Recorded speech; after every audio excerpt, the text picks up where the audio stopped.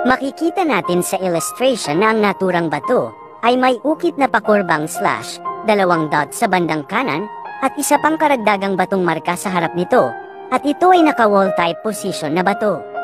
Masasabi kong ang pinaka-prospect digging spot o opening na dapat mong hukayin o i-test dig ay ang harapan ng batong ito, at ito ay ang bahaging dito.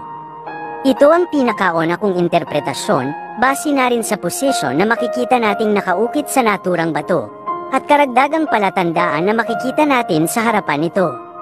Ngayon ang tanong, bakit ko naman nasabi na sa bahaging dito ng batong ito ang tamang opening o digging spot na dapat mong hukayin?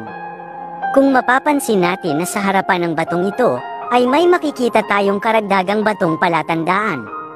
At ito ay naka-wall type position, alam naman natin na pagdating sa mga batong marka na ginamit ng mga Japanese Imperial Army.